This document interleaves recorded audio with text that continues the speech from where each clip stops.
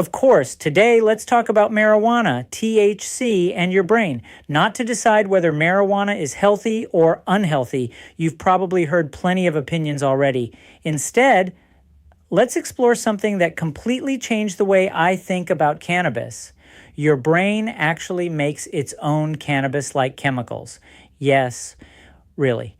Long before anyone ever smoked marijuana, your brain had already evolved an entire communication system built around cannabinoid molecules. It's called the endocannabinoid system.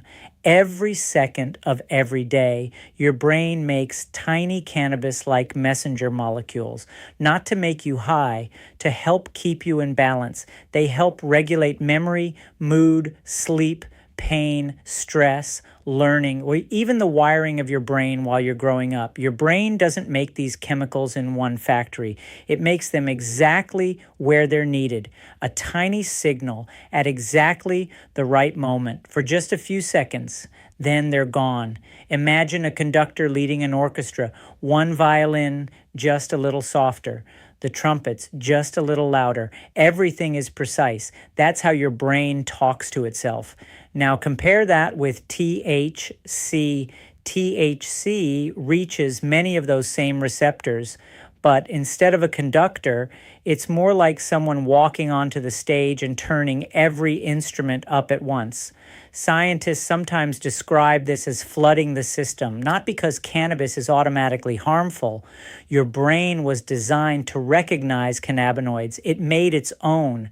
The difference is precision. Your brain whispers, THC can shout.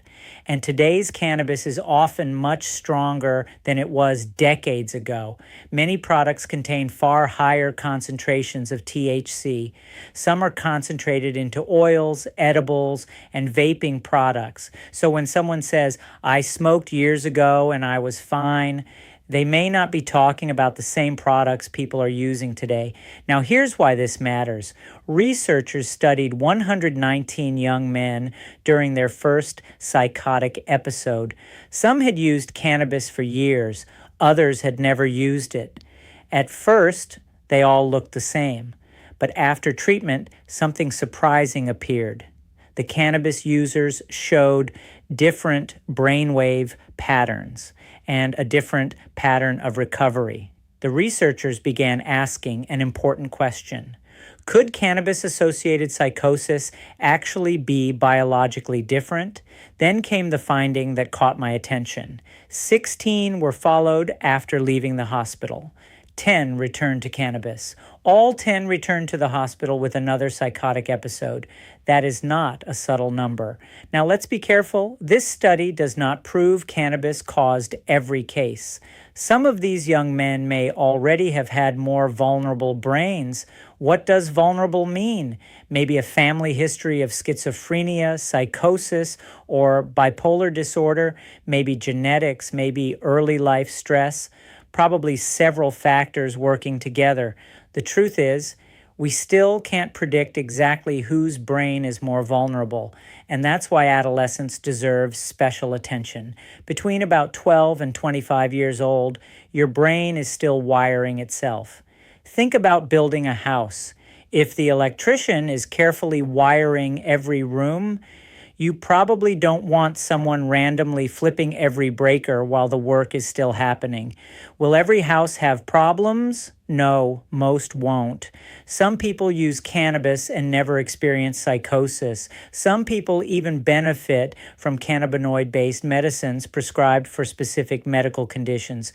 Brains are different, but we also know that some developing brains appear to be much more sensitive than others. And right now, we can't reliably tell which ones. So I don't think the conversation is really about whether marijuana is healthy or unhealthy. I think it's about understanding which brain and when, because your brain already knows how to use cannabinoids. It invented them. The real question is this: what happens when a system designed for tiny, precise whispers is repeatedly flooded with a much louder signal while it's still building itself? That's a question worth understanding. Before making a decision that could affect the brain you'll have for the rest of your life. If you want the longer version with more about the endocannabinoid system and adolescent brain development, there's a full piece on my site. I'm Eric Sandstad, psychotherapist. And if this helped you understand your brain a little better, I'd love to have you join me for the next conversation, because understanding your brain is one of the first steps toward understanding yourself.